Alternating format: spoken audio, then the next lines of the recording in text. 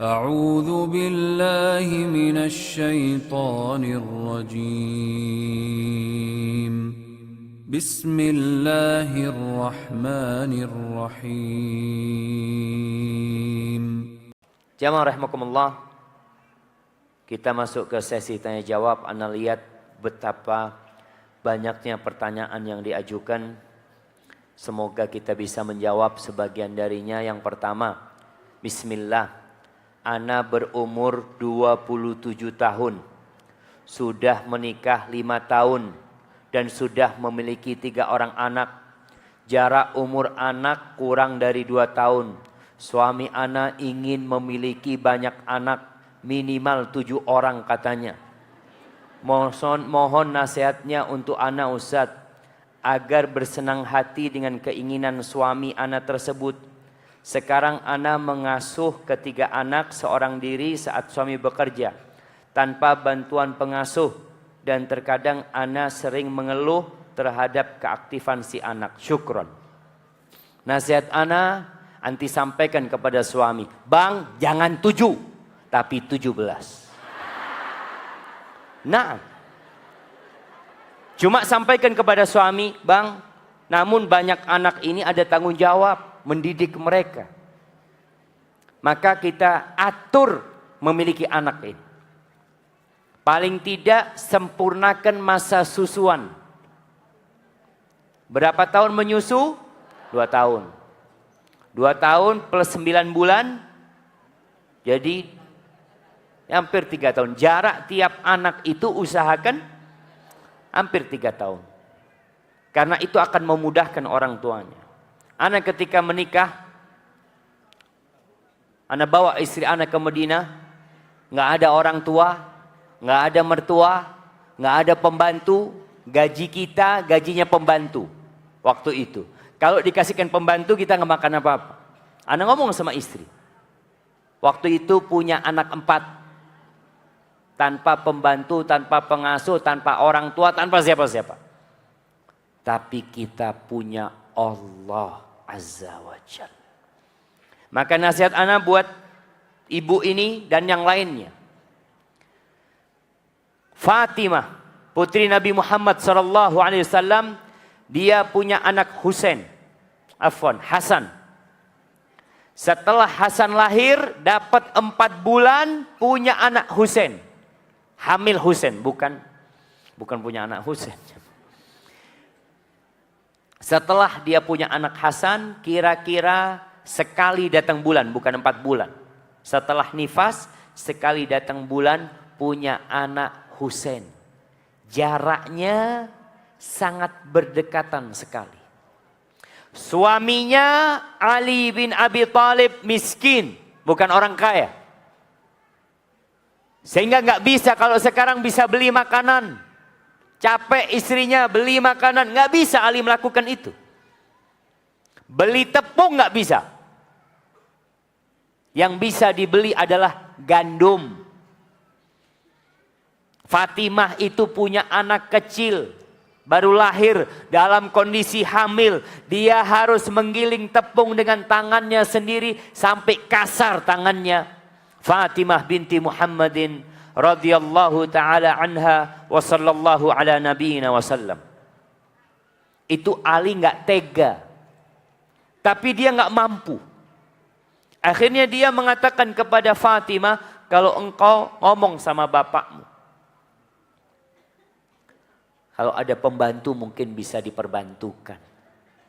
Dengar ada pembantu. Maka Fatimah niat minta bantuan dari ayahnya. Dia sampai ke rumah Nabi Muhammad SAW, rumahnya Aisyah. Ketika itu Rasulullah SAW nggak ada di rumah.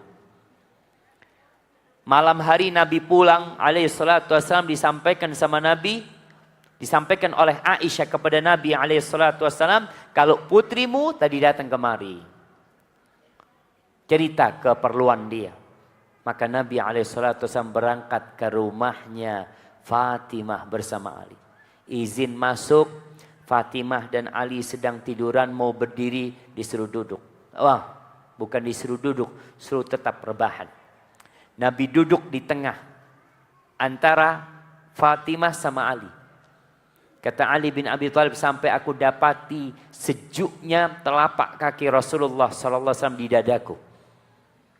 Lalu Nabi mengatakan, kalian mau nggak aku kasih amalan yang lebih baik daripada pembantu?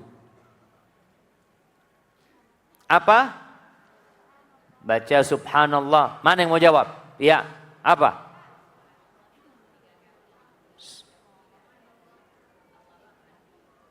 ...34 kali Allahu Akbarnya. Nah, kasih hadiahnya yang sebelah sana. Subhanallah 33 kali. Alhamdulillah 33 kali. Allahu Akbar 34 kali. Kata Nabi SAW, itu lebih baik dari pembantu. Bukan sama. Lebih baik. Maka tadi anti yang merasa capek, lelah, ingat sebelum tidur. Ngomong sama suaminya, bang, jangan lupa baca bang. Aku kerja sendirian di rumah. Abang juga baca. Supaya Allah kasih kekuatan pada kita. Dan kemudian apa yang terjadi, terima. Namun kalau bisa diatur, diatur kelahirannya. Dan bagi para wanita, jangan pernah berpikir suaminya enak-enakan, dia yang capek di rumah. Ada perempuan yang mengatakan, mas atau bang, lihat nih udah besar lagi perutnya. Kamu enak-enakan. Kata suaminya, siapa yang enak-enakan? Sejak perut itu besar, saya kepikiran. Harus bekerja lebih, harus ini itu. Melihat istrinya capek suami. Sama-sama capek. Tapi capeknya seorang wanita ada nilai lebihnya. Allah tahu dengan kelelahan itu. Allah mengatakan, فَمَنْ يَعْمَلْ مِثْقَالَ ذَرَّةٍ خَيْرًا يَرَهُ. Pasti didapatkan. Apa yang kita mau cari di dunia ini jamaah? Perbanyak amalan. Dan hamil memperbanyak umat Nabi Muhammad SAW termasuk amal soleh. Barakallahu fikum.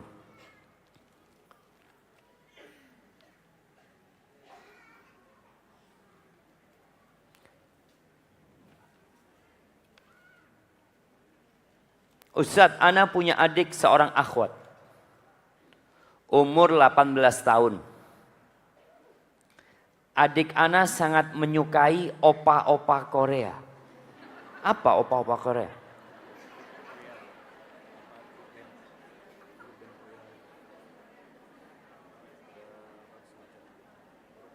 Grup musik. Ada K-pop Korea. Banyak lagu Korea yang dia hafal. Sampai mandi dan ke toilet pun tetap mendengarkan musik. Saya dan orang tua sudah sering menasehati namun tidak didengar. Mohon nasihatnya Ustadz, kebetulan anak kesini membawa adik anak tersebut. Dapat apa nonton Korea? Dapat apa jamaah? Kalau nonton Korea, anak setiap nonton Korea Ustadz, tahu-tahu uang keluar Ustadz.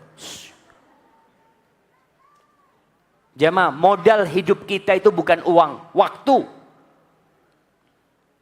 Orang kalau sudah di hatinya penuh dengan lagu-lagu, musik-musik, artis-artis, mungkinkah Al-Quran berada di hatinya? Maka ini fitnah. Antum tahu artis-artis Korea. Orang berpikir artis-artis Korea itu orang-orang yang bahagia hidupnya. Senang hidupnya. Antum baca, lihat tuh berapa banyak artis-artis Korea yang bunuh diri karena depresi. Lagu tidak membuat orang bahagia. Lagu membuat orang lalai, mungkin jingkrak-jingkrak dia. Setelah lagu itu hilang, akan kembali semua permasalahan kepada dirinya. Yang membuat orang itu bisa tenang, damai. Kata Allah, ala bizikrillah tatma'innul qulub. Dengan zikrullah hati itu akan tenang. Kemudian kita tahu kita diperintahkan menundukkan pandangan. Laki-laki menundukkan pandangan, wanita menundukkan pandangan. Dan artis-artis Korea mungkin orang memikir, waduh manusia yang sempurna. Ketika nikah, ngelihat kepada suaminya. Na'udzubillah. Anak kok bisa dapat suami kayak gini? Hidup tidak bahagia. Sepanjang hidup akan terus terbayang dengan pemandangan-pemandangan yang haram tersebut. Maka buat siapa saja. Karena Korea ini bukan hanya gadis-gadis yang nonton. Emak-emak juga nonton. Maka tolong dihindari. Dengan cara apa? Isi waktu kita dengan hal-hal yang positif. Kalau tidak diisi dengan yang positif, mau tidak mau, yang negatif akan memenuhi kehidupan kita. Dan antum kalau melihat artis-artis yang cantik-cantik itu jamaah. Banyak di antara mereka, ini cerita teman. Dan anak baca sendiri tentang di Korea. Mereka punya produksi menciptakan artis dengan operasi plastik. Bagaimana artis-artis supaya tetap menjaga tubuhnya. Sebagian di antara mereka harus minum obat ini, minum obat itu. Semua kepalsuan yang ditunjukkan jamaah. Palsu. Kemudian kita berpikir kehidupan seperti itu semua kepalsuan. Maka hendaklah kita sadar. Ana dan anti semua diciptakan untuk mengabdi kepada Allah Azza wa Jalla.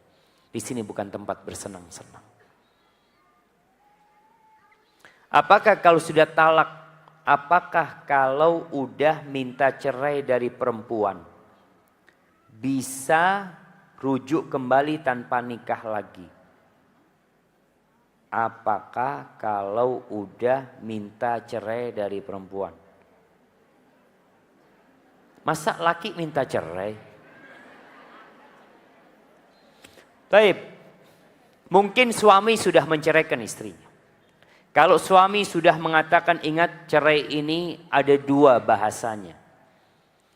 Ada yang sorry, ucapan cerai yang pasti maksudnya cerai. Suami mengatakan, aku menceraikan kamu. Aku mentalak kamu. Itu cerai. Tapi kalau suami mengatakan, kamu pulang ke rumah orang tuamu. Kalau yang pertama nggak perlu niat. Kalau itu dikatakan jatuh cerai. Kalau yang kedua atau yang semisalnya, maka perlu niat. Kalau niat suami menceraikan, jatuh cerai. Tapi kalau niat suami ingin istirahat, nggak ingin ngelihat wajahnya istri, maka tidak jatuh cerai. Kalau sudah jatuh cerai, mungkinkah rujuk selama dalam masa iddah? Selama dalam masa iddah. Maka suami tinggal merujuk istrinya tanpa nikah lagi. Dia tinggal mengatakan kepada istrinya, aku sudah merujukmu. Istri nggak bisa nolak, nggak bisa nolak. Nggak bang, aku nggak mau, nggak bisa. Selama dalam masa iddah dia posisinya masih istri, masih wajib nafkah. Makanya kalau malam hari digauli istrinya, maka jatuh rujuk itu sendiri. Tapi kalau perempuan yang gugat cerai terjadi khulu, maka selesai. Suami nggak bisa rujuk kecuali dengan nikah kembali. Adapun kalau sudah keluar masa iddahnya, diperlukan nikah baru. Seperti orang lain. Melamar kembali, ada mahar, ada wali, dan ada dua saksi. Barakallahu fikum. Afwan Ustadz. Pertanyaannya, sekolah atau rumah? Masya Allah. Ustadz, bagaimana sistem pendidikan pada zaman Nabi? Atau zaman terbaik di masa lalu? Masalahnya sekarang, banyak lembaga-lembaga yang mendirikan sekolah Islam, tetapi sepertinya proses belajar dan hasilnya kurang sesuai syariat. Jadi bagaimana sekolah yang ideal sesuai sunnah? Atau lebih baik di rumah sang ibu atau ayah yang mendidik anak-anaknya? Syukran katsir. Jamaah rahimakumullah. Kalau bicara sistem pendidikan itu berkembang di dunia Islam. Di Masjid Nabawi itu adalah Islamic Center. semua kegiatan ngajar mengajar, rapat orang-orang penting negara, menjamu tamu-tamu negara, tawanan perang pun, yang sakit dari sahabat, semuanya dilakukan di dalam masjid. Sampai sahabat-sahabat yang gak punya rumah, tidurnya di mana? Di masjid. Setelah terjadi penyebaran Islam, mulailah ada banyak harta yang diterima umat Islam. Sehingga semakin berkembang. Kalau dulu pengadilan ya di masjid. Mulai dibikin ada tempat khusus untuk pengadilan. Mulai dibikin tempat khusus untuk sekolah. Di masjid tetap ada sekolahan. Halakoh-halakoh tetap ada. Perkembangan seperti itu jamaah. Al-Imam Syafi'i, bagaimana belajarnya Imam Syafi'i? Ibunya tidak memiliki kecukupan ilmu untuk mengajar Imam Syafi'i. Yang dilakukan ibu dicarikan sekolahan. Tapi di masa Imam Syafi'i, sekolahnya masih di masjid atau di rumah-rumah ulama. Jadi model sekolahnya itu ya dititipkan ke sini, tapi pulang ke rumah. Atau ada yang tempat asramanya, seperti pesantren modelnya. Dulu mungkin mereka kos-kosan di rumah. Seperti itu sistem pendidikan pada masa itu. Sehingga Imam Syafi'i, beliau menghafal Muwatta karena belajar ke Imam Malik. Ibunya itu dari Asqalan atau dari Gaza. Ibunya sama bapaknya tinggal di Gaza. Ketika Imam Syafi'i meninggal dunia, Imam Syafi'i ini dari Quraisy. Ibunya takut nasabnya hilang di sana, maka dia berangkat ke Mekah. Dari Mekah dibawa ke Madinah, belajar. Jadi kalau dilihat apakah yang lebih baik sekolah formal atau non formal, kembali kepada kondisi orang tua. Di Bandung ada seorang mahasiswa termuda 2 tahun yang lalu. Mahasiswa ITB termuda, umurnya 14 tahun. Dia nggak sekolah di sekolah formal. Dia mendapatkan pendidikan homeschooling dari orang tuanya. Cuma kadangkala ada kekurangan, ada kelebihannya. Anak-anak kalau cuma di rumah, kuper, kurang pergaulan. Usahakan pendidikan di rumah digabung plus masjid. Di rumah kajian umum mungkin, di masjid kajian Quran, jadi anak itu tetap berinteraksi. Karena sekolah-sekolah umum jamaah banyak mungkin ya pelajaran-pelajaran yang tidak terlalu penting sebenarnya. Buktinya yang masuk ujian nasional itu cuma berapa pelajaran? Hanya matematika, bahasa Indonesia, IPA, mungkin bahasa Inggris. 4 pelajaran. Sisanya nggak masuk. Nanti tidak berpengaruh nanti untuk melanjutkan sekolah. Di rumah bisa dilakukan itu. Maka nasihat ana mana yang lebih baik tergantung kondisi orang tuanya. Dan sekarang sudah mulai dibuat homeschooling bersama. Jadi anak-anak itu tetap sekolah bersama di sana, ada teman-temannya. Kemudian dia juga bisa mendapatkan pelajaran yang maksimal. Hadza wallahu a'lam bishawab. Bagaimana pendapat Ustadz terhadap imunisasi? Apakah anak-anak Ustadz diimunisasi? Iya, diimunisasi. Anak-anak anak 4 lahir di Medina. Kalau nggak diimunisasi, kita nggak dapat akte kelahiran. Jadi bicara imunisasi jamaah, apabila bahannya itu halal, selesai, halal. Imunisasi ini seperti pengobatan. Apabila halal, maka jadi halal.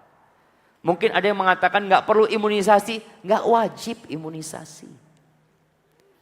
Imunisasi itu memberikan imun kepada tubuh supaya anak itu tidak mudah terkena penyakit. Karena kita lihat sekarang banyaknya makanan-makanan yang kurang sehat yang dikonsumsi oleh anak-anak. Kalau antum mungkin berpikir, ibu-ibu berpikir, dulu Ustaz nggak ada imunisasi, sehat makannya. Sehat. Anak-anak olahraga. Sekarang ibu-ibu yang sehat apanya? Jari telunjuk sama jempol. Semuanya mau ngambil air tinggal keluar airnya. Dulu pakai timba aja mah. Anak-anak itu sehat. Sebulan yang lalu kita ke kampung sama anak-anak. Anak dapat sumur yang masih dapat. Anak ngomong sama anak, sini, ayo semuanya ambil air. Supaya mereka merasakan gimana, apalagi dalamnya 20 meter. Dia ngambil air. Seperti ini orang-orang dulu sehat. Sekarang makannya penyedap-penyedap semuanya. Sekarang kenapa orang minum minuman, apa istilahnya yang dikasih sayur-sayur minuman? Infus water. Dulu nenek-nenek kita pernah infus water. Karena semua bumbunya itu udah sehat. Yang namanya jahe dipotongin, namanya lengkuas dipotongin. Baru jadi itu mas. Sekarang udah instan, buka, krek, masukin. Jadi tuh bumbu rawon, mau bumbu gulai, bumbu apa udah jadi. Makanya kalau dikatakan imunisasi di masa sekarang kondisinya mungkin penting. Tapi ingat apabila bahannya halal silahkan. Tapi kalau enggak Ustaz, anak punya cara lain untuk membuat ketahanan dari tubuh anak-anak lebih kuat. Tafadhol. Silahkan. Karena dia akan berinteraksi dengan orang banyak. Jangan sampai dia terkena penyakit yang membuat orang lain kena penyakit gara-gara dia. Artinya kita perlu menjaga kebersamaan ini. Dikatakan kalau umpamanya yang diimunisasi 100 orang, 5 orang nggak diimunisasi, dia itu rawan potensi terkena penyakit tersebut umpamanya. Rawan, potensi aja. Tapi kalau kekuat, insya Allah enggak jamaah. Hadza wallahu a'lam bissawab. Jadi kalau memang mungkin orang Ustaz, ana mau pakai habatus sauda, ana mau pakai madu, tafadhol silahkan. Tapi imunisasi selama itu halal, para ulama telah memberikan fatwa. Apabila imunisasi itu halal, ya halal jadinya. Semacam pengobatan jamaah untuk mencegah sebelum datangnya penyakit.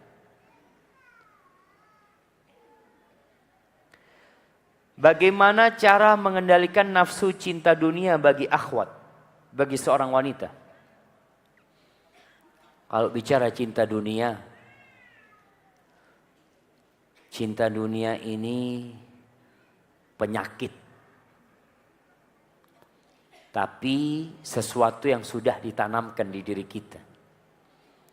Allah Azza wa Jalla mengatakan wa tuhibbunal mala hubban jamma. Kalian cinta sama harta tuh cinta mati. Apa yang harus kita lakukan untuk mengontrol cinta ini? Hendaklah kita mengetahui hakikat dunia. Kalau kita tahu jamaah ada sebuah barang, kita kasih ini tas. Ini tas banyak di depan ini. Ada yang mahal, ada yang aspal, ada yang palsu, ada yang KW-nya macem-macem gitu kan. Taib. Ketika orang tahu dengan barang yang bagus, dia akan jaga barang dia. Tapi ketika barangnya jelek, aduh Zat, ana cuma beli 50.000 Zat. Maka dia akan meremehkan. Bagaimana dunia ini? Apakah dunia ini pantas untuk diperjuangkan? Pernah Rasulullah SAW bertanya kepada sahabatnya, Dhahak namanya. Ya Dhahak, ma ta'amuka? Dhahak, apa makananmu? Dulu nggak ada tempe, nggak ada tahu. Maka Dhahak mengatakan, al-lahmu wal laban. Makananku daging dan susu. Itu makanannya. Nggak banyak makan tepung mungkin. Dia nyebutkan itu. Lalu beliau bertanya, alaihi salatu wassalam, "Tsumma yasiru ila madza?" Kemudian itu makanan jadi apa? Daging yang dibakar ya. Kemudian susu. Setelah dimakan jadi apa? Dhahak malu mau menjawab. Dia menjawab mengatakan, ila ma qad alimta ya Rasulullah. Menjadi sesuatu yang engkau sudah tahu. Kata Rasul SAW, sesungguhnya Allah menjadikan makanan manusia itu permisalan untuk dunia.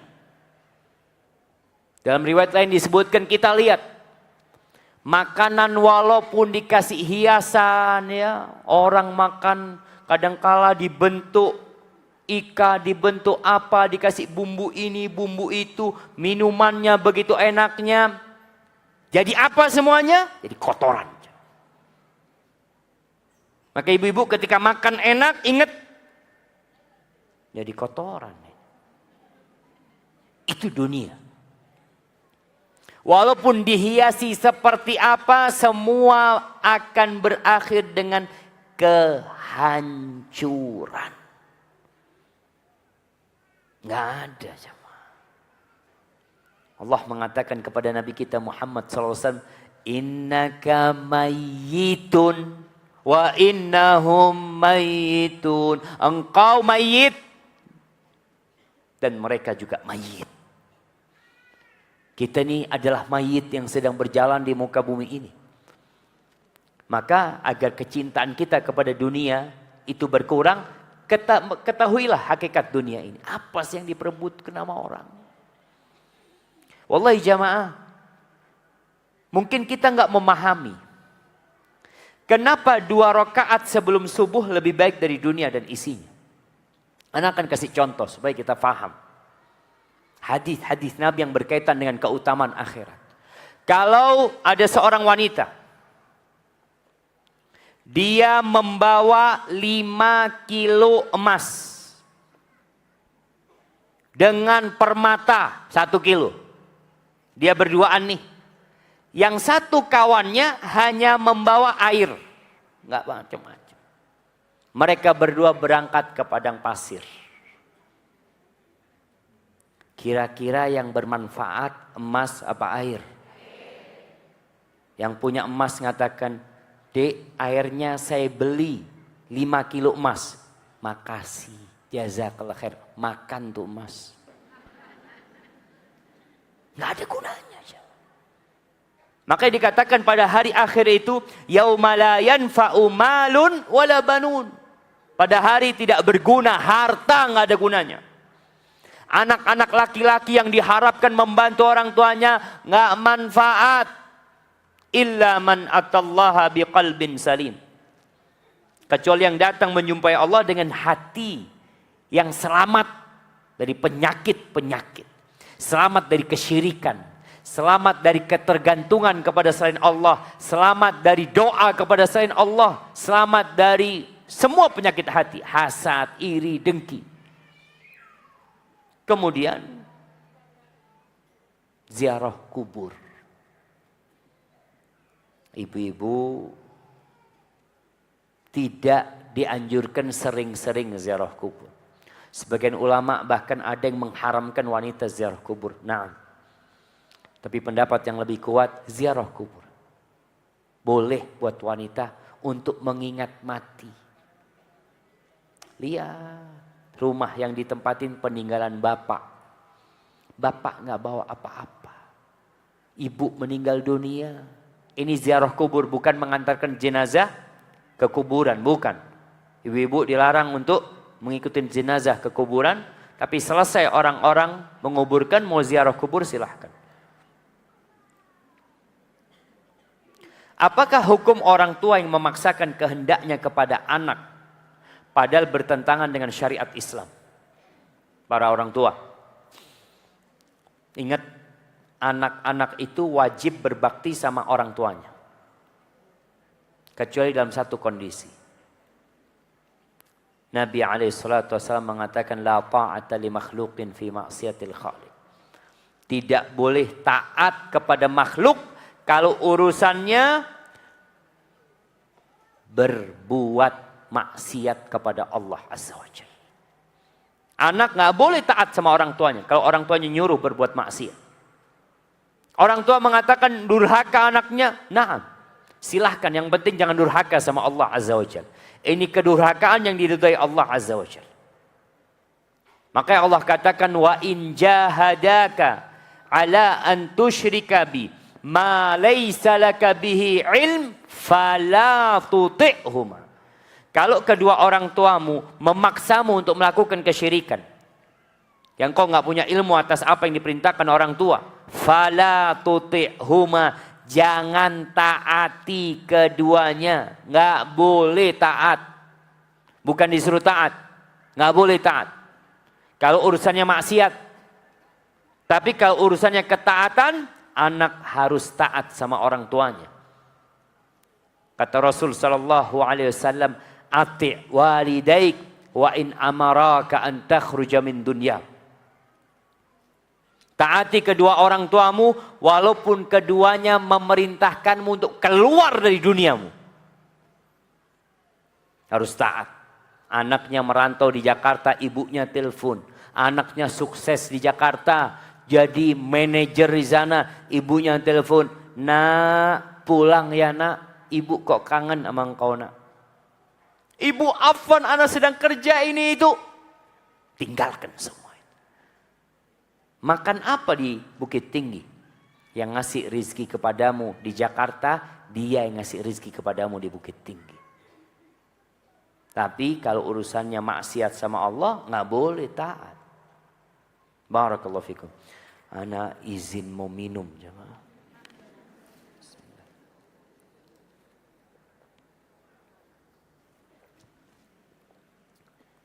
Alhamdulillah.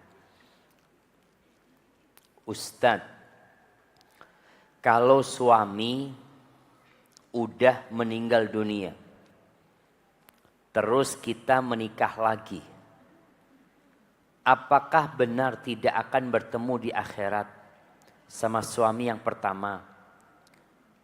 Masya Allah, kayaknya dia cinta sama suami pertamanya, jemaah. Nyesel dapat suami yang kedua kayak gini, na'udzubillah. Nah, ada dua pendapat para ulama tentang wanita yang menikah lagi. Apakah kalau dia masuk surga, suaminya masuk surga, dia akan bersama suaminya yang terakhir? Atau dia boleh memilih suami? Pamannya dia menikah 2 kali. Ternyata suami yang kedua nih, ya rada-rada kurang baik lah. Dia ingin dengan suaminya yang pertama. Bolehkah dia nanti di sana milih suami pertama? Pendapat yang lebih kuat, dia akan bersama suaminya yang terakhir.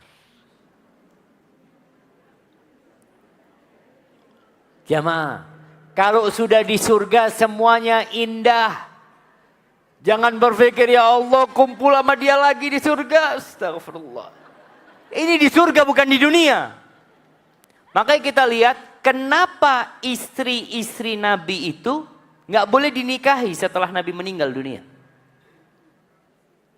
Karena mereka akan menjadi istri Nabi di surga.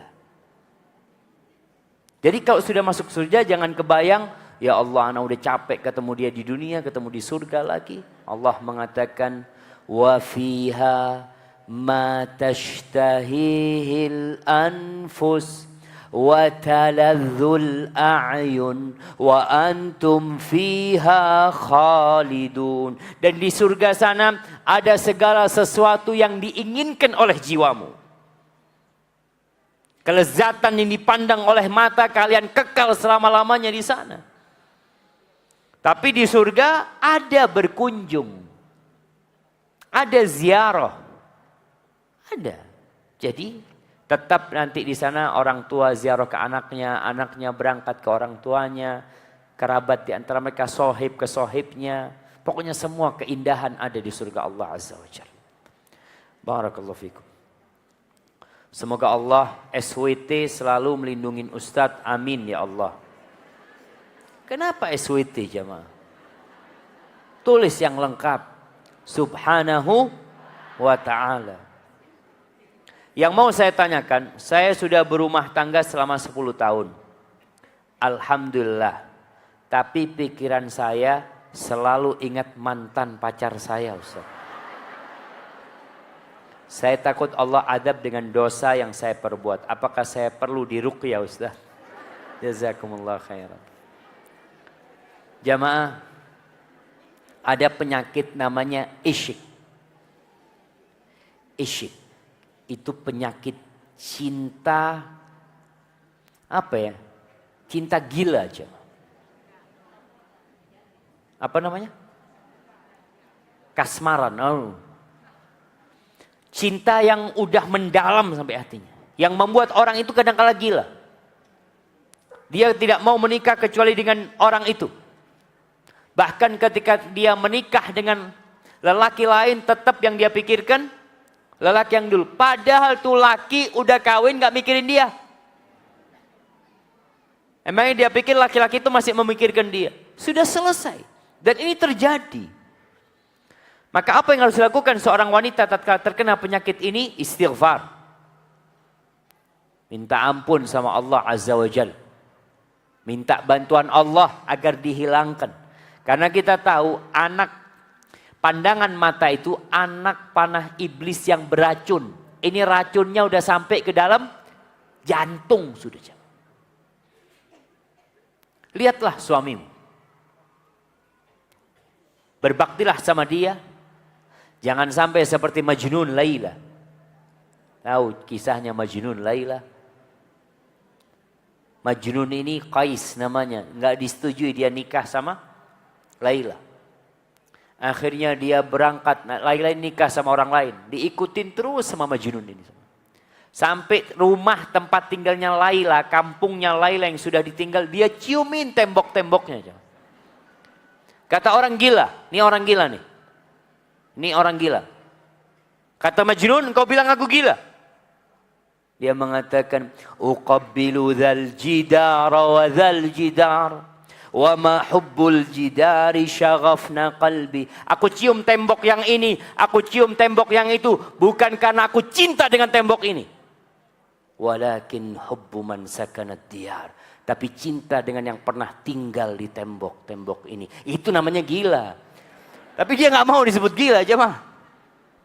Maka buat perempuan yang seperti ini, hilangkan semua bekas-bekas mantan dia.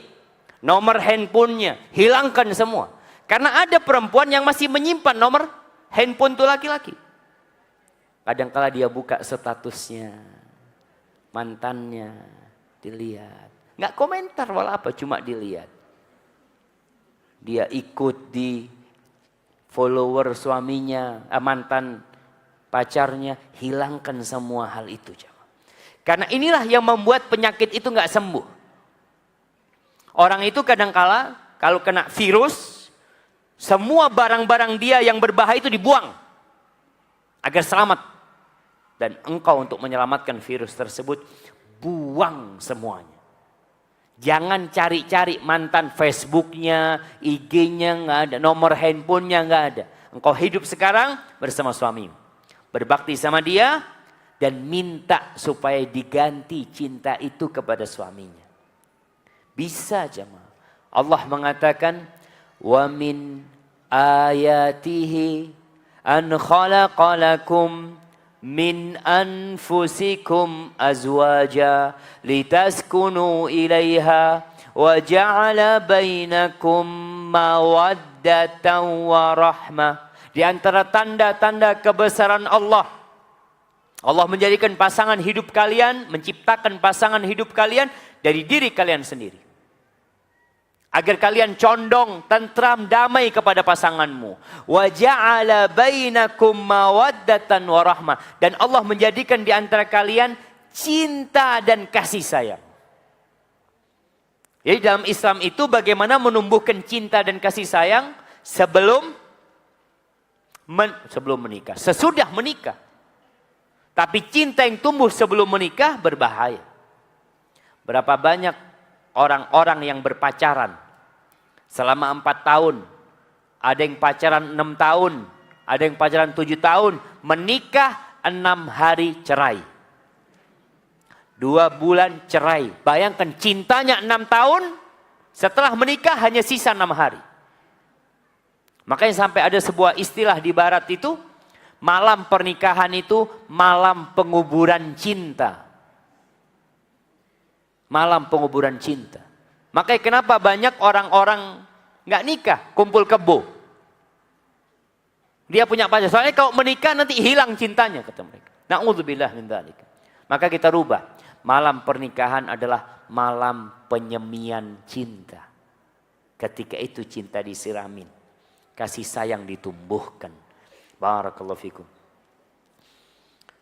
Assalamualaikum Ustaz. Ini Masya Allah. Anak minum dulu kalau baca ini jemaah.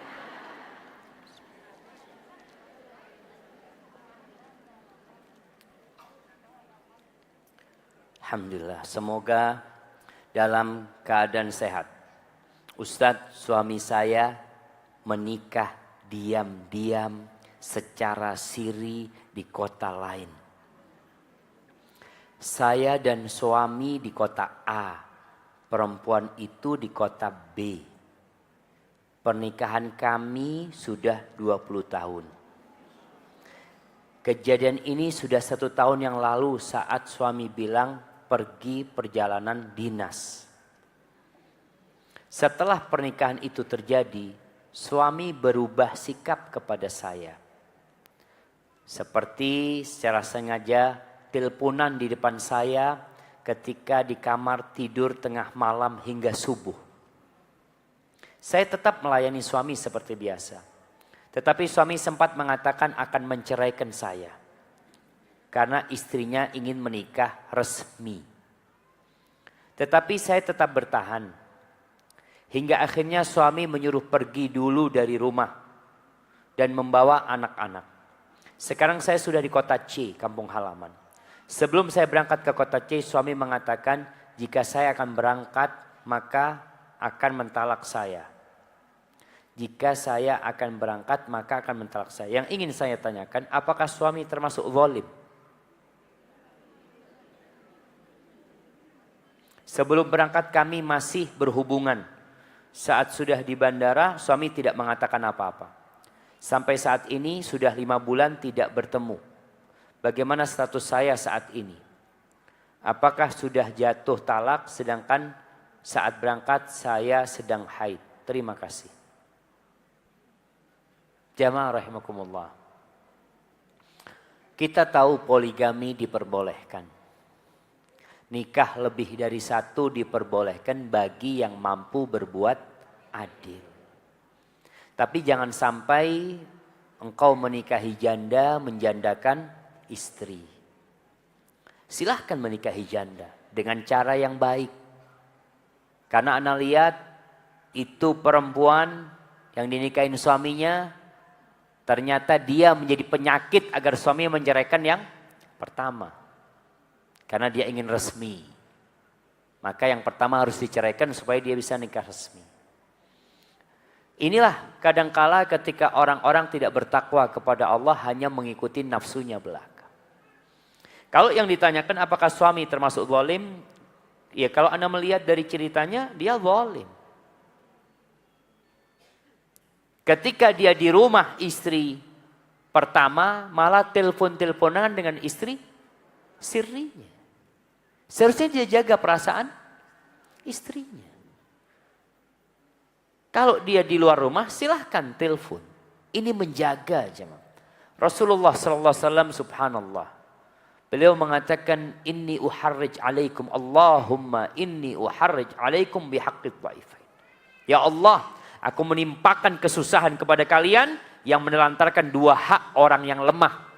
Yang pertama wanita, yang kedua anak yatim. Kalau dikatakan sebelum berangkat kami masih berjima. Dan saat sudah di bandara sudah tidak mengatakan apa-apa. Maka dilihat tadi.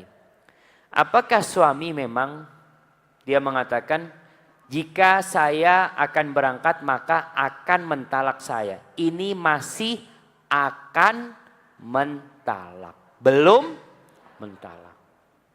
Masih keinginan. Nanti, tapi ternyata dia nggak jadi mentalak. Artinya kata istri, dia tidak mengatakan apa-apa. Sehingga menurut ana belum terjadi talak. Yang ketiga, sampai saat ini sudah 5 bulan tidak bertemu.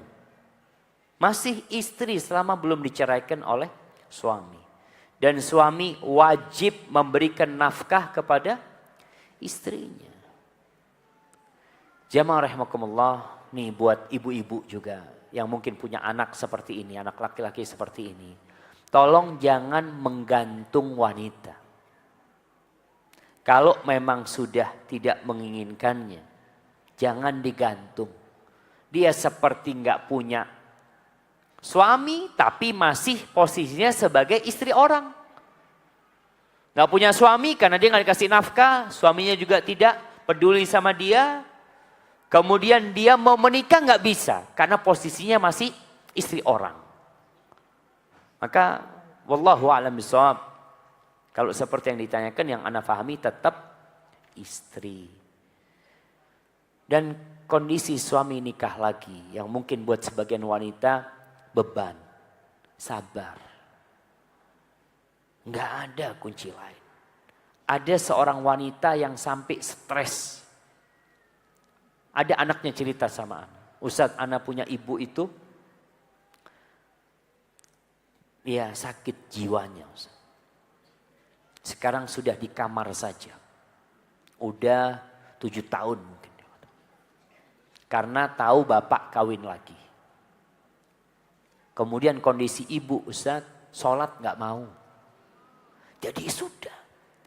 Apa penyebabnya? Tidak menerima dengan takdir Allah Azza wa Jalla. Mungkin pedih buat dia. Ada orang yang harus dipotong kakinya. Dipotong kakinya, diamputasi. Tapi kalau dia nggak mau dipotong kakinya, dia akan hidup menderita. Setelah dipotong kakinya, kemudian dia masih mengeluh, ya Allah sekarang nggak punya kaki, ini itu, hidup menderita. Tapi tatkala dia menerima takdir Allah Azza wa Jal, mengatakan inna lillahi wa inna ilaihi raji'un, Allahumma ajurni fi musibati wa akhlif li khairan minhu. Tenang hidup. Maka buat para wanita yang mendapatkan masalah seperti ini, usahakan tenang menerima hal itu. Kalaupun sedang marah, tahan emosinya, ingat bahwa takdir Allah itu indah.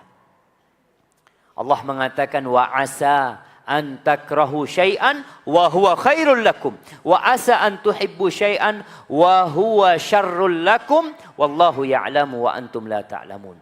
Bisa jadi yang kalian benci itu baik buat kalian, dan bisa jadi yang kalian sukai itu buruk buat kalian. Allah tahu dan kalian nggak tahu.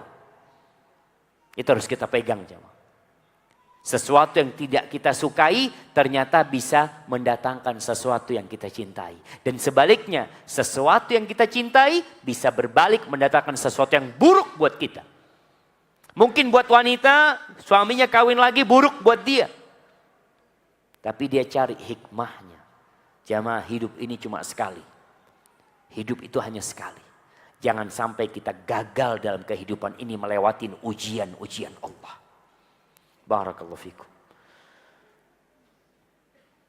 Assalamualaikum Ustaz. Waalaikumsalam. Alhamdulillah, ini pertama ana bisa hadir kajian Ustaz. Semoga Allah Ta'ala berkahi. Semoga Allah Ta'ala senantiasa menjaga Ustaz dan kita semua. Amin. Ana berstatus seorang anak yang qadarullah masih belum berkeluarga. Qadarullah orang tua ana belum sepenuhnya mengenal sunnah. Bisa dikatakan minim agama. Yang beliau masih belum menomorsatukan terkhusus dalam mencari seorang menantu dalam agama. Yang sering membuat ana bingung dalam bersikap Ustadz. Di satu sisi, ana ingin menjadi seorang wanita yang solehah, mengerti dalam agama. Dan banyak malah orang terdekat ana sering mengatakan ana terlalu pemilih dalam memilih suami. Karena ana komitmen dalam agama nomor 1. Yang ana mau tanyakan, apa yang harus ana lakukan Ustaz? Agar ana tetap taat kepada Allah dan juga berbakti pada orang tua. Mohon doakan orang tua ana Ustaz. Semoga Allah limpahkan hidayah agar beliau diangkat kelak derajatnya di surga Allah karena menikahkan ana dengan hamba Allah yang soleh. Syukran Ustaz, jazakallah khair. Afwan, panjang tulisannya Ustaz. Iya, panjang tulisannya. Jamaah rahimakumullah. Kalau bicara memilih, lahir kita nggak bisa milih. Tahu-tahu keluar. Kok keluar di bukit tinggi? Nggak bisa milih. Mati pun kita nggak bisa milih. Tapi menikah bisa milih. Makanya jangan salah pilih.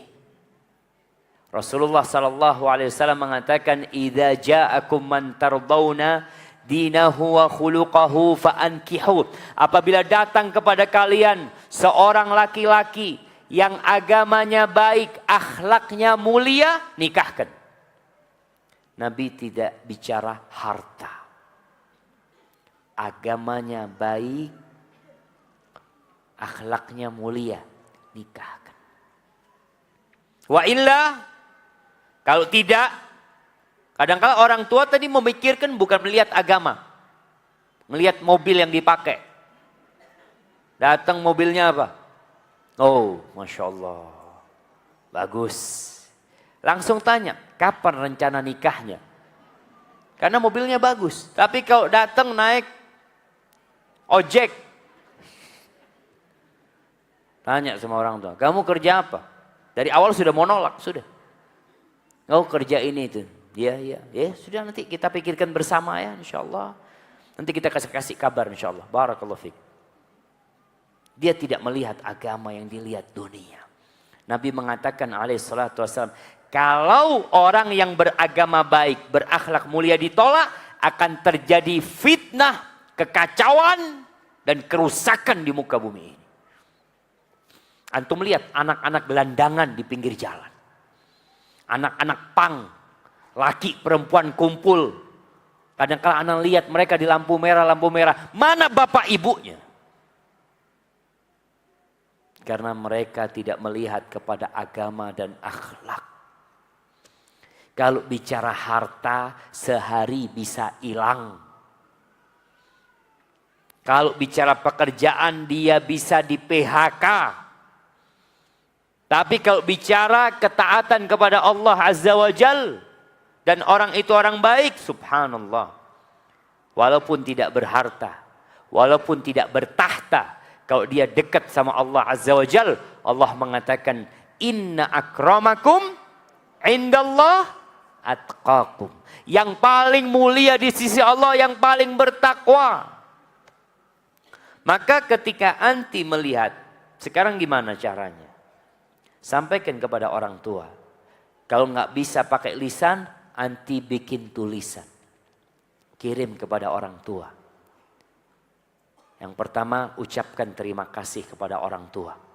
Yang kedua, minta maaf karena belum bisa berbakti. Yang ketiga, memohon sama orang tua. Paling tidak anti punya standar tidak berlebihan. Kalau bicara agama, agama itu ada minimal. Minimal agama itu orang itu melaksanakan kewajiban, meninggalkan yang haram. Itu minimal. Dikatakan orang ini agamanya baik, minimal dia melaksanakan kewajiban, meninggalkan yang haram.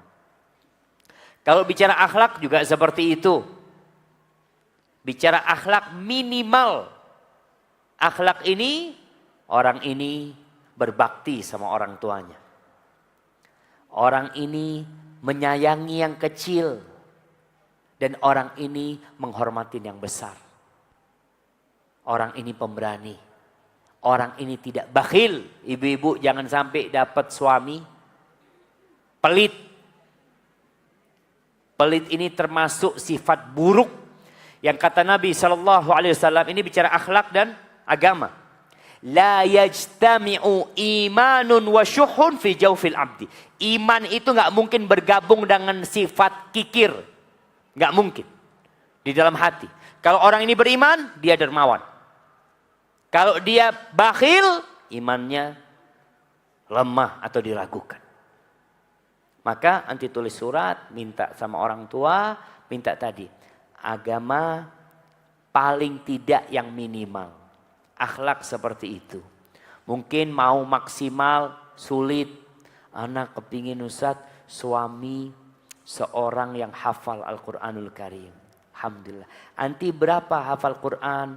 Ya baru sampai wadduha. Dia mau yang hafal Quranul Karim.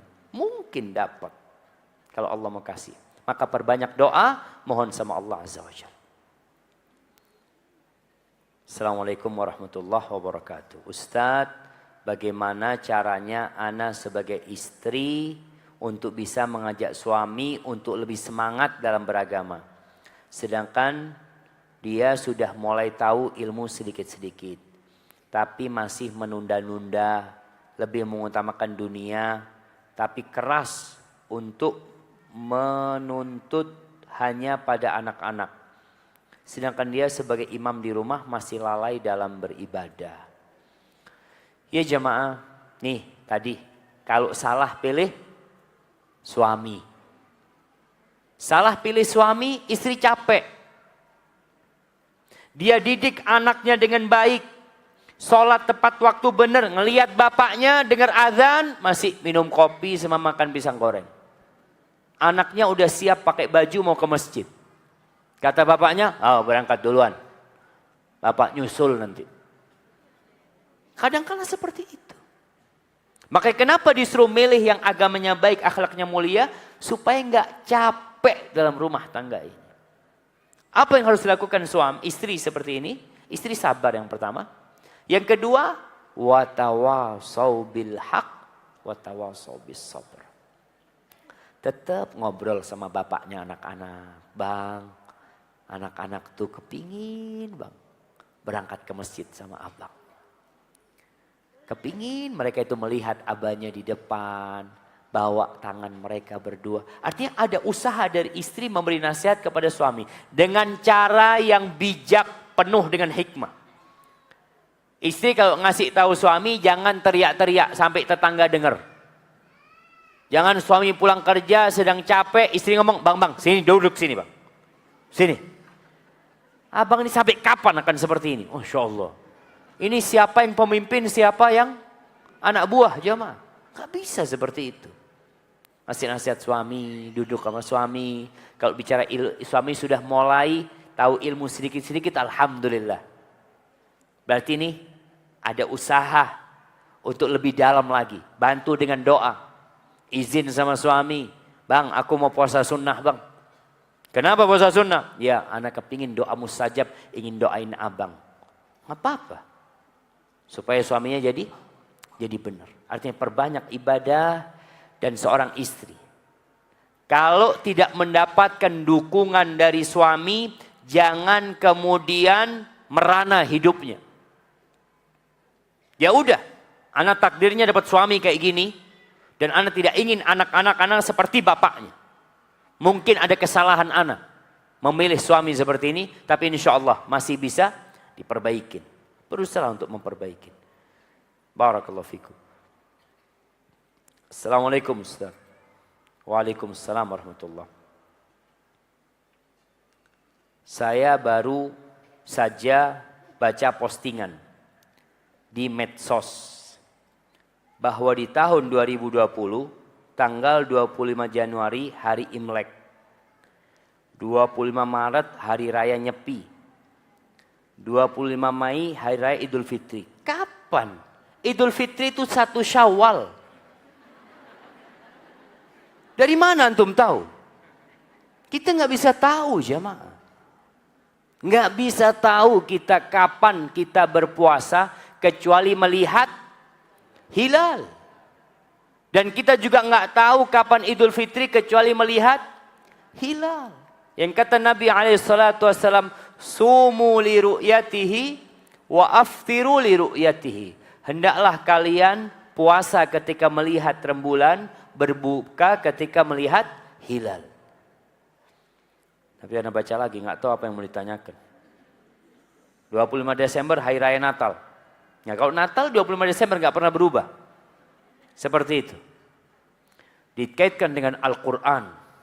Surat Al-Furqan, surat 25. ayat ke-25 yang artinya langit akan terbelah, kemudian akan mengeluarkan asap, malaikat akan turun secara bergelombang. Saya mohon penjelasannya Ustaz. Nggak usah dijelasin. Ini namanya spesialis baru, namanya ilmu cocoklogi. Nggak usah. Kalender umat Islam adalah kalender Hijriah. Nabi SAW tidak pernah kenal dengan yang namanya kalender Masehi. Al-Quranul Karim turun dengan kalender Hijriah yang pakai rembulan. Yang kata Allah Azza wa Jal, inna iddatash syuhuri indallah 12 syahran fi kitabillah. Sesungguhnya hitungan bulan, nggak ada Maret ya, nggak ada Mei, Juni, nggak ada. Sesungguhnya hitungan bulan di sisi Allah itu ada 12 bulan sejak penciptaan langit dan bumi. Itu tertulis di Lauhul Mahfuz. Minha arba'atun hurum. Di antara 12 bulan itu ada 4 bulan haram. Siapa yang menyebutkan 4 bulan haram? Dzulqa'dah, Muharram, Dzulhijjah, Rajab. Masya Allah. Yang hafal ini emak-emak, nenek-nenek, yang muda-muda nggak hafal kayaknya mah. Yang hafal Imlek sama? Ini pertanyaannya. Imlek apa? Nyepi. Jadi ingat, semua agama, semua peradaban itu memiliki kalender. Dan kalender ini salah satu bukti eksistensi sebuah peradaban. Sejak kapan ada Imlek di Indonesia? Menjadi liburan nasional. Zaman Pak Harto ada? Zaman Bung Karno? Zaman Gus Dur. Iya. Itu menunjukkan eksistensi mereka. Mereka ada. Dan kita umat Islam, kalender kita adalah Hijriah. Dan kalender Hijriah tentunya kalau dibandingkan dengan bulan-bulan Masehi nggak akan ketemu. Nanti kita yang jelas kita akan puasa tanggal 1 Ramadan, berbuka tanggal 1 Syawal. Nggak ada Maret, Mei, Juni nggak ada. Maka nggak perlu dicocok-cocokkan sama kalender-kalender ini. Tugas kita jamaah beramal. Kata Nabi SAW ketika ditanya, ya Rasulullah, aya'lamu Rabbuna ahlal jannati min ahlin nar. Apakah Allah sudah tahu mana di antara kita yang masuk surga dan mana di antara kita yang masuk neraka? Kata Nabi SAW, na'am. Tahu, na'am. Terus untuk apa kita beramal? Kata Nabi SAW, i'malu, tugas kalian beramal. Fakullun muyassarun lima khuliqalahu. Semua akan dimudahkan sesuai dengan yang diciptakan untuknya. Barakallahu fikum. Maka jamaah tolong hindarin ilmu cocoklogi. Hindarin. Mencocok-cocokkan seperti ini. Dulu ketika 11 apa? 9/11? 11 ya, kejadian bukan kejadian runtuhnya gedung yang di Amerika 11 September itu kemudian muncul pakar cocoklogi.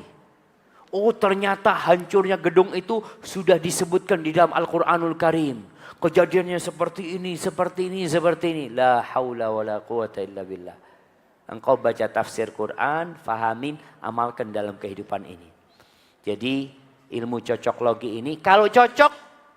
Tapi kalau nggak cocok, dipaksain akhirnya. Ada yang mengatakan, nanti akan muncul tanduk setan. Sudah muncul tanduk setan itu. Di mana? Di Zamzam Tower. Di Mekah sana. Itu setengah rembulan itu tanduk setan, kata dia. Hadza wallahu a'lam. Bismillah Ustaz. Ana seorang janda yang ditinggal mati suami. Bagaimana cara ana untuk meraih surga Allah karena tempat ana berkhidmat telah tiada? Ya. Gimana jemaah? Kalau bicara berkhidmat, Maryam binti Imran itu diwakafkan. Kalau bahasa diwakafkan ini mungkin dia itu sama orang tuanya diberikan kepada masjid, Masjidil Aqsa. Dia tidak punya suami, dia tetap bisa berkhidmat. Jadi kalau bicara berkhidmat, mungkin anti tidak berkhidmat kepada suami karena suami sudah meninggal dunia. Anti bisa mendoakan dia. Yang kedua, kalau suami punya anak-anak, besarkan anak-anak. Anak-anak yatim tuh. Ana wa kafilul yatim kahatain. Aku bersama orang yang merawat anak yatim seperti ini kata Nabi SAW. Jaga tuh anak-anaknya. Ada perempuan-perempuan yang Masya Allah, dia tidak menikah lagi. Dia berpikir aku akan fokus mendidik anak-anak. Maka insya Allah dia akan masuk surga dan dekat sama Rasul Sallallahu Alaihi Wasallam. Kalau niatnya benar. Tapi kalau nggak mampu Ustaz, anak kayaknya nggak mampu Ustaz. Boleh nggak ana berdoa supaya kawin lagi? Boleh. Dan di masa Nabi Muhammad SAW dan di masa para sahabat itu hampir nggak ada janda nganggur. Ada janda meninggal dunia, langsung sahabat-sahabat menikahi janda tersebut. Jadi istri kedua, ketiga, keempat. Jandanya Abu Bakar dinikahin oleh Ali bin Abi Thalib radhiyallahu anhu. Seperti itu para sahabat Nabi. Karena memang janda kalau banyak di satu kampung bahaya. Akan membuat rumah-rumah ini pada ketakutan. Awas ada janda. Seperti itu. Padahal dia niat baik, tetap orang-orang suudzon sama dia. Maka janda sabar. Kemudian yang lainnya, ya bantu itu janda. Tidak harus dengan dia menikah lagi. Bisa jadi dengan memberikan pekerjaan kepada itu janda. Atau memberikan santunan rutin setiap tahun. Atau membangunkan rumah untuk janda-janda. Agar mereka tetap bisa hidup dengan nyaman di muka bumi ini. Barakallahu fikum. Ustadz. Tetangga yang ada di depan rumah ana. Melakukan praktek perdukunan. Hati ana tidak nyaman. Karena ana tidak sanggup mencegahnya dengan lisan ana. Karena iman ana sangat lemah. Ana hanya mengingkari dalam hati. Dan berdoa pada Allah agar diberi petunjuk.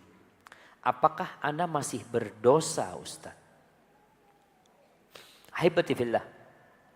Mengingkari kemungkaran itu memang ada tingkatan-tingkatannya. Yang pertama dengan tangan. Buat orang yang punya kekuasaan dan punya kemampuan.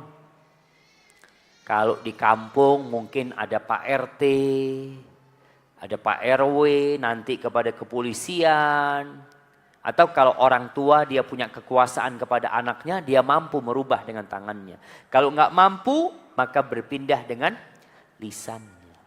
Nggak mampu dengan lisannya, mengingkari dengan hatinya. Kondisi sekarang ini, apakah yang disebutkan oleh perempuan ini, memang dia kemampuannya hanya di hati? Atau dia mampu dengan lisannya? Mungkin dia tidak bisa dengan lisannya sendiri, pakai lisannya orang lain. Salah satu ghibah, salah satu menyebutkan keburukan orang yang diperbolehkan adalah dalam rangka mengingkari kemungkaran tersebut. Kita laporan. Anda nggak bisa nasihat. Ada orang yang mungkin lebih didengar oleh masyarakat. Anda sampaikan, Pak, di depan rumah Anda ada tetangga yang seperti ini. Tolong di cross check lebih dahulu. Tolong dilihat dan dikasih nasihat. Mungkin mereka bisa memberikan nasihat. Pak RT mungkin bisa memberikan nasihat. Nggak bisa siapalah tokoh di masyarakat yang bisa memberikan nasihat. Karena jemaah kadangkala ada kemungkaran terjadi setelah besar. Baru ketahuan orang. Seperti tempat-tempat mesum, tempat-tempat prostitusi. Itu ada orang tahu tapi didiamkan. Oh, udah 2 tahun yang lalu anak tahu sih. Tapi setelah rame baru dibongkar. Padahal kita bisa menyelesaikannya ketika kecil. Dengan cara apa? Laporkan. Kita menjaga negeri ini nggak bisa hanya polisi. Berapa jumlah polisi sih? Di setiap kampung itu ada satu namanya Babinsa. Babin Kaptipmas. Hanya satu. Penduduknya berapa di sana? Jadi semua rakyat Indonesia harus saling membantu untuk menjaga negeri ini. Salah satunya dari praktek-praktek perdukungan, tempat-tempat prostitusi, tempat-tempat kemaksiatan, tempat-tempat kesyirikan. Bagaimana kita menjaga negeri ini supaya azab Allah nggak turun. Maka ini tugas kita. Tolong anti laporkan. Kalau ada kelihatan di tempat itu tempat perjudian. Sekarang alhamdulillah pihak kepolisian ini menerima SMS. Laporan. Nanti ditindaklanjuti apa tidak, ya sudah, tugas kita sudah selesai. Ana sudah menyampaikan. Barakallahu fikum. Masya Allah, bismillah.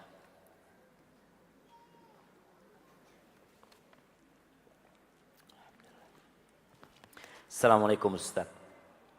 Apakah berdosa saya jengkel kepada suami dan keluarga suami? Dari awal menikah, suami tidak cerita kalau dia yang menafkahi keluarganya.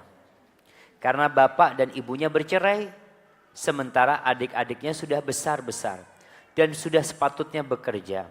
Tapi mereka terasa manja dengan selalu dibiayai oleh suami. Sampai-sampai suami saya punya hutang di mana-mana. Karena kalau untuk keluarga kecil kita saja tidak akan banyak biaya. Saya suka sedih melihat suami saya kesusahan. Kesian suaminya. Apa yang harus dilakukan istri? Hibur suaminya. Bukan malah jengkel sama suaminya. Suami terbebani dengan keluarganya. Kalau anti dikatakan tadi ternyata suami membiayai keluarganya, tidak perlu anti bicara tentang masa lalu. Anti punya suami yang baik. Anti punya suami yang peduli sama keluarganya. Dan kita tahu silaturahim ini, menyambung rahim, berbuat baik kepada keluarga, termasuk pintu rizki. Maka anti harus tumbuhkan keimanan. Bahwasanya sodakoh atau bantuan suami kepada keluarganya tidak akan mengurangi harta suami. Nabi SAW bersumpah. Beliau mengatakan dalam sumpahnya ada 3 hal yang beliau bersumpah untuknya. Salah satunya beliau bersumpah bahwa mana qasad sadaqatun min mal. Sodakoh itu tidak akan mengurangi harta. Tapi kadang-kadang kita nggak yakin. Bahkan kita berpikir, ya Allah, habis nanti uangnya suami. Innallaha huwar razzaq. Allah yang kasih rizki. Rizki kita bukan di kebun kita. Rizki kita bukan di tempat kerja kita. Rizki kita kata Allah, wa fis samai rizqukum wa ma tu'adun. Di langit tuh rizki kalian. Allah yang bagi-bagi rizki. Kita melihat ada orang Masya Allah kerja sendiri, nggak punya apa-apa. Atau nggak punya siapa yang dia tanggung. Miskin. Ketika ana menikah, ini bicara rizki. Ana menikah, ana pulang dari Madinah, lulus, ngomong sama orang tua. Syafiq mau nikah. Iya. Punya apa? Nggak punya apa-apa. Punya handphone. Ya udah, dijual handphonenya. Jual handphone. Ana menikah, ana jual handphone. Buat belikan kalung buat istri. Orang tua bantu uang mahar, ya sudah itu aja yang dipunya iya. Ya sudah, bismillah, alhamdulillah diterima. Sampai ke Madinah punya utang. Hidup bertahun-tahun di Madinah sendirian, bujangan, nggak bisa punya mobil. Punya istri, punya anak, bisa punya mobil. Seharusnya kalau dipikir, nggak cukup tuh uang. Engkau hidup sendirian aja, pas-pasan. Gimana hidup sama istri? Istri bawa rizki sendiri. Anak bawa rizki sendiri, orang tua punya rizki sendiri, adik-adik punya rizki sendiri. Kalau lewat kita, kita hanya medianya lewat. Itu rizki mereka. Maka dukung suaminya ketika berbaik hati dengan adik-adiknya. Yang memang Allah Azza wa Jal memerintahkan kita. Apa kata Allah Azza wa Jal? Allah mengatakan ketika ditanya tentang sodakoh ini buat siapa? Yas'alunaka madza yunfiqun. Mereka bertanya apa dan kepada siapa kita berinfak? Qul ma anfaqtum min khairin falil walidain. Apa saja harta yang kau infakkan yang paling berhak adalah orang tua. Terus siapa? Wal aqrabin. Kerabat-kerabat kita. Maka istri jangan jengkel. Dukung suami. Dukung suami untuk tetap rizkinya. Kalau bisa jangan berhutang, bang. Abang jangan berhutang. Karena hutang ini beban. Rasulullah SAW berlindung dari hutang. Kecuali darurat berhutang. Selain juga suami agar tetap mendidik adik-adiknya. Kalau dikatakan ternyata adik-adiknya sudah manja. Padahal dia seharusnya bekerja. Dia tetap malas bekerja. Maka di sini suami bukan hanya memberikan harta kepada adik-adiknya, tapi memberikan bekal untuk masa depan buat adik-adiknya. Kalau harta dikasih habis. Tapi kalau kasih pelatihan, kasih ilmu sehingga dia bisa bekerja nantinya. Hadza wallahu a'lam bissawab. Bagaimana cara kita mendakwain ajaran Islam yang benar dengan cara yang baik kepada keluarga kita? Dan terutama kepada orang tua, Ustaz. Ana takut menyakiti hati orang tua. Ana tapi ana ingin sekali orang tua ana mengenal. Dan tidak mudah terkena syubhat. Dan bagaimana adab yang baik dalam mendakwain orang lain, Ustaz. Kadang ana merasa belum pantas untuk mendakwain orang lain. Tetapi terkadang hati ini tidak menerima jika ada nampak kemungkaran di depan ana, Ustaz, dan ana juga tidak tahu harus memulai dari mana, Ustaz. Barakallahu fikum. Baik, kalau bicara mendakwain orang tua, Rasulullah sallallahu alaihi wasallam selama 40 tahun tidak berdakwah di kota Mekah. Belum diangkat jadi nabi. Tapi penduduk Mekah itu sudah kenal Rasulullah SAW. Dikenal apanya? Akhlaknya. Perilakunya, amanahnya.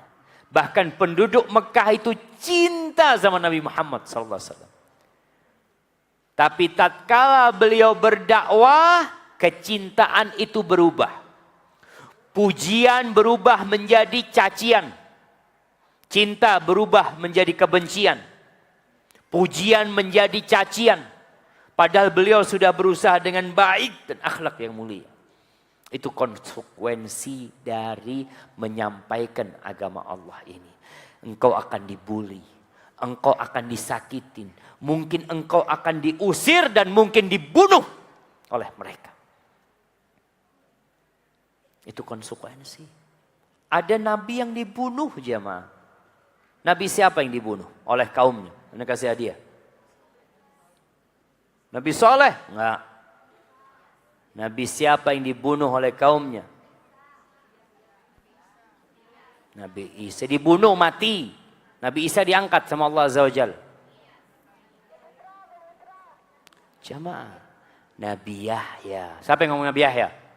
Kasih hadiah. Nah, Nabi Yahya. Terus bapaknya Nabi Yahya. Nabi Zakaria. Dibunuh sama kaumnya. Maka tolong tatkala kita berdakwah sama orang tua, kita udah tahu tuh konsekuensi itu. Maka kita harus menggunakan cara yang paling indah. Cara yang paling indah. Dengan cara apa? memulai dakwah dengan bertahap. Tahapan yang pertama, memperbaiki keimanan. Tauhidnya diperbaikin. Ajak orang tua umpamanya baca tafsir juz amma. Duduk sama orang tua. Ayah kalau ada waktu mungkin ayah bisa baca, kita dengerin ayah. Jadi biar bapak yang baca. Anak-anak yang dengerin. Hari ini ayah mungkin baca tafsir surat An-Nas. Baca. Besok baca tafsir Al-Falaq. Besok baca tafsir Al-Ikhlas. Seperti itu. Artinya dudukkan orang tua sebagai guru. Cuma kan orang tua tadi nggak beragama, jauh dari agama. Mungkin caranya memang biar orang tua yang membaca. Kita ingin dengar dari ayah. Ini penting. Kemudian apabila mengingkari sebuah kemungkaran yang dilakukan orang tua, tolong adab dan etikanya. Sampaikan ayah, mohon maaf ayah. Ayah yang membesarkan aku, ayah sebutkan kebaikan ayah. Aku ingin menyampaikan sesuatu, moga ayah nggak marah. Ini tanda cinta aku sama ayah. Sampaikan. Ayah marah ya tetap marah. Kadangkala. Nabi Ibrahim bapaknya marah nggak? Marah, diusir Nabi Ibrahim sama bapaknya. Mau dilemparin batu sama bapaknya. Anaknya dibakar, bapaknya ikut bakar Ibrahim alaihissalam. Itu konsekuensi. Maka sabar. Yang ketiga doakan orang tuanya. Abu Hurairah itu punya ibu yang kafir. Kafir ibunya. Ibunya ini kadangkala suka mencaci, suka mengatakan ucapan-ucapan yang buruk tentang Nabi Muhammad SAW. Suatu hari lagi di rumah, ibunya ngomong gak enak. Apa yang terjadi? Abu Hurairah keluar dari rumah, beliau langsung menyumpahin Rasul. Ya Rasulullah, ud'ullaha li ummi Abi Hurairah. Rasulullah, mohon doakan, mintakan sama Allah buat ibunya Abu Hurairah. Lalu Rasulullah SAW berdoa mengatakan, Allahumma hdi umma Abi Hurairah. Ya Allah, berikan hidayah kepada ibunya Abu Hurairah. Berikan hidayah kepada ibunya Abi Hurairah. Masya Allah. Abu Hurairah pulang dari tempat Nabi SAW. Mau masuk ke rumahnya, sama ibunya dilarang. Hurairah tunggu dulu. Ibunya sedang mandi. Rumah orang dulu jemaah. Tidak seperti rumah sekarang. Selesai ibunya mandi, Abu Hurairah masuk. Kata ibunya, Ashhadu an la ilaha illallah wa ashhadu anna Muhammad Rasulullah. Itu kekuatan doa. Allah yang membolak-balikkan hati manusia. Maka tatkala mendapatkan keluarga, orang terdekat, jauh dari sunnah Rasul sallallahu alaihi wasallam, bahkan bergelimang dengan kemaksiatan dan dosa, doakan. Tunjukkan akhlak muliamu. Tunjukkan engkau semakin berbakti kepada orang tua. Orang tua mungkin gak suka sama engkau, tapi engkau tetap tunjukkan. Ayah nih, keridoan Allah tuh bergantung sama keridoan ayah. Aku harus berbakti sama ayah. Tunjukkan kebaktian sama orang tua. Barakallahu fikum.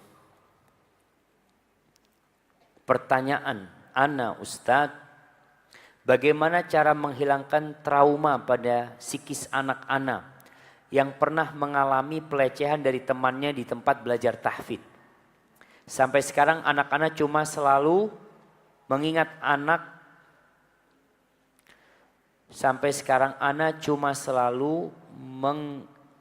mengingatkan anak-anak untuk menjauh dari temannya tersebut dan harus berhati-hati untuk melakukan apa saja karena Allah melihat kita.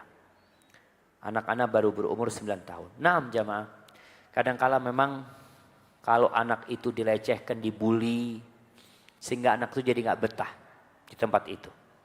Maka perlu ada jaminan keamanan dari dia. Yang pertama, tumbuhkan keimanan kepada Allah Azza wa Jalla. Allah yang jaga. Jagalah Allah, Allah akan menjagamu. Itu yang ditumbuhkan di hati anak kita. Kemudian yang kedua, kalau memang anak kita masih bermasalah di tempat itu, pindah sekolah. Nggak apa-apa. Tapi perlu dikuatkan hatinya Karena pindah sekolah pun mungkin dia akan menjumpai hal seperti itu. Itu terjadi. Ketika anak di pesantren, Masya Allah. Dulu pesantren zaman dulu itu masih pesantren bengkelnya orang rusak. Jadi orang tua kalau anaknya bandel diancam di mana? Pesantren. Bandel masuk pesantren. Enggak. Nurut sudah. Jadi akhirnya kumpul di pesantren ini anak-anak bandel.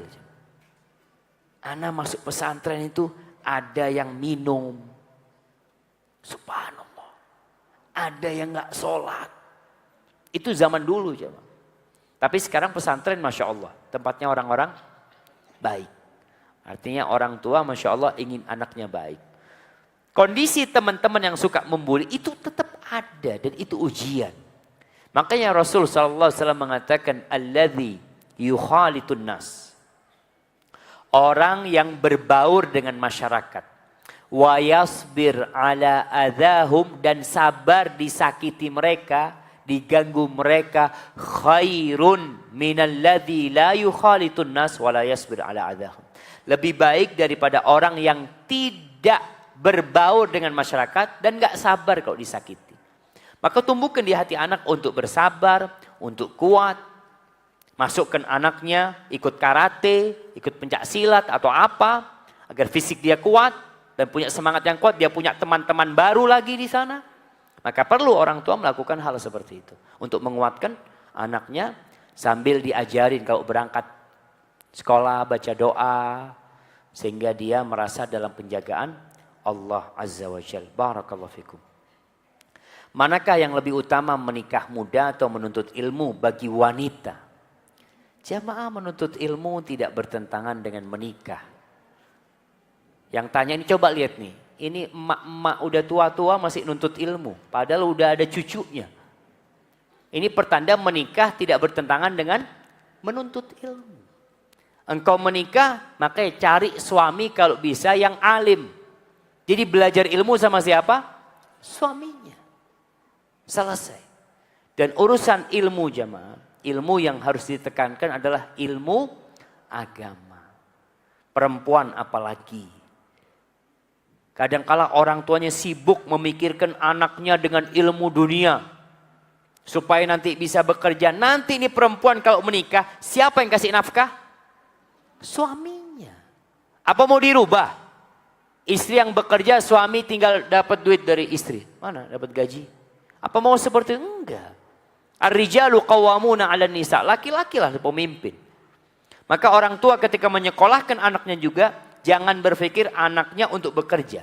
Tapi bagaimana anaknya punya ilmu. Punya skill. Bagaimana dia nanti bisa menjadi istri yang baik. Bisa membantu suaminya. Bagaimana bisa menjadi ibu yang teladan. Itu yang dipikirkan orang tua.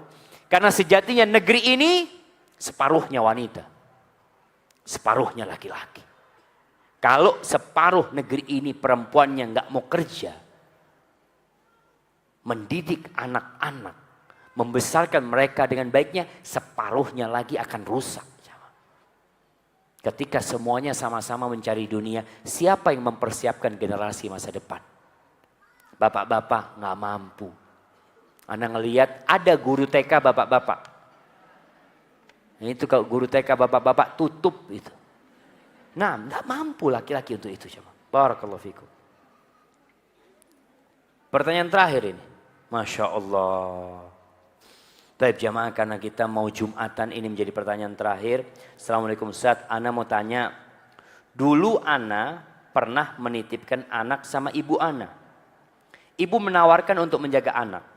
Dan Ana pun butuh beliau untuk menitipkan anak-anak. Namun sekarang anak sangat menyesal. Ana ingat dosa besar yang Ana lakukan dengan menitipkan anak pada beliau. Walaupun dia ikhlas. Bagaimana cara Ana tobat dari dosa besar yang telah Ana lakukan? Sebenarnya kalau dikatakan menitipkan anak itu dosa besar, enggak. Kecuali orang tua terbebani. Di sini banyak anak membebani orang tuanya, menyusahkan orang tuanya. Subhanallah, ini ibu udah capek membesarkan dirimu. Sampai engkau besar, sampai engkau menikah. Setelah engkau punya anak, dikasih lagi anak kecil, ibumu suruh merawatnya. Ini perbuatan yang kurang etis, jemaah. Walaupun kadang-kala orang tua mengatakan, iya nggak apa-apa nak, nggak apa-apa nak. Itulah cinta seorang ibu. Direpotin anaknya tetap bilang nggak apa-apa. Tapi kita yang harus tahu diri. Maka yang harus anti lakukan, minta maaf sama ibu. Kalau ternyata merepotkan ibu selama ini. Ana masih ingat, Ana punya abah cerita. Dulu ketika sudah punya anak, Ana sama kakak Ana, dan ada beberapa sepupu Ana, paman-paman dan ayah ini mau menitipkan anaknya kepada nenek. Karena mereka mau liburan. Ini mau berdua kemanten baru semua, sudah punya anak. Mau berdua, anaknya titipkan sama neneknya. Mau berangkat nih semua. Sama kakeknya dipanggil. Sini semua. Itu hasil karyamu, bawa semuanya. Kau mau bikin capek punya ibu, kata dia. Bawa tuh. Ini terjadi. Dan subhanallah. Dan anak punya kakek, dulu masih pakai bahasa Minang. Ketika ngasih tahu anak-anaknya. Jadi ya agak keras-keras dikit lah bahasanya.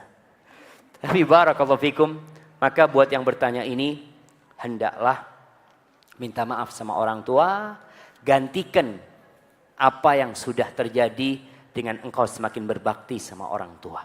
Barakallahu fikum.